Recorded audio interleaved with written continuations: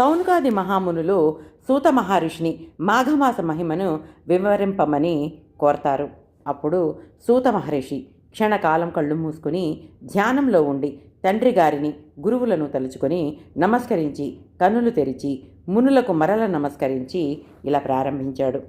మహర్షి సత్తములారా, మీరు అడిగిన ప్రశ్న సారవంతమైనది, విశేషించి సామాన్య ప్రజానికానికి మరింతగా ఉపయోగించేది. చదువుకున్నవారు కొద్దిమంది అయినా యజ్ఞయాగాదులు జపతపాలు చేసి పాపం పోగొట్టుకుని పుణ్యం సంపాదించుకుంటారు. పై విధంగా చేసే అవకాశం లేనివారు తరించటానికి ఈ విషయం బాగా ఉపకరిస్తుంది. పూర్వం ఒకప్పుడు జగన్మాత అయిన పార్వతీదేవి పరమేశ్వరుణ్ణి ఇదే విషయాన్ని అడిగింది.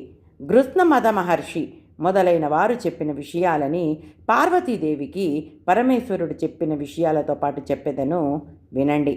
పార్వతీదేవి పరమేశ్వరునితో, విశ్వాత్మక, సర్వలోకేశ్వర, సర్వభూత దయానిధి, ప్రాణేశ్వర, మీ మాటలు అమృతము కంటే మధురాతి మధురములైన చెవులకు మరింత ఇంపుగానున్నవి. మాఘమాస మహిమను వివరింపగోరుచున్నానని ప్రశ్నించెను. అప్పుడు పరమేశ్వరుడు, కళ్యాణి, జగన్మంగళ, నీవు అడిగిన విషయము మిక్కిలి నిగూఢమైనది, గంభీరమైనది.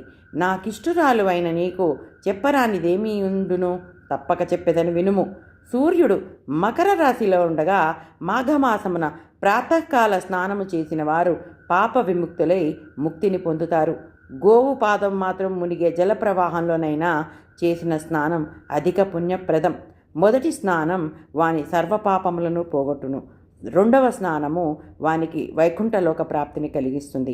మూడవ స్నానము అతనికి శ్రీ మహావిష్ణువే రుణగ్రస్తుడయ్యేటట్లు చేస్తుంది. అట్టి పుణ్యాత్మునికి నేనేమి ఇవ్వాలని శ్రీ మహావిష్ణువే ఆలోచనలో పడతాడు. ప్రయాగలో మాఘమాసంలో గంగా స్నానం చేసిన వానికి పునర్జన్మ ఉండదు. మాఘమాసంలో ఉదయాన్నే నదీ ప్రవాహంలో కానీ సరస్సులో కానీ స్నానం చేసిన వారికి ముక్తి కలుగుతుంది. ఊరికి వెలుపలనున్న సరస్సు, నూయి, కాలువ మొదలైన వానిలో చేసిన స్నానం పాపనాశకం, మోక్షదాయకం సుమా. తెలిసి కానీ తెలియక కానీ బలవంతంగా కానీ మాఘమాసమున ఒకమారు స్నానమైనను సూర్యోదయమునకు ముందుగా చేసినచో వాని పాపములన్నీయు పోవును. భక్తిభావముతో నెలంతయు చేసినచో విష్ణులోకము చేరును. స్నానము చేసి పురాణము విన్నచో అతడు ఋషి అయి జన్మించును అంటూ పరమేశ్వరుడు పార్వతీదేవితో ఇంకా ఇలా చెప్పసాగాడు.